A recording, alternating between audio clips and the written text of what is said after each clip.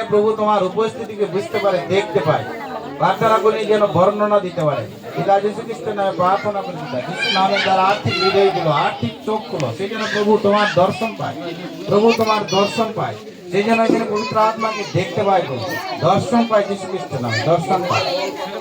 কিছু দেখতে পাচ্ছি সুস্মিতা, কিছু দেখতে পাচ্ছ? কেউ দাঁড়িয়ে আছে? হ্যাঁ, কি দেখতে পাচ্ছি বল?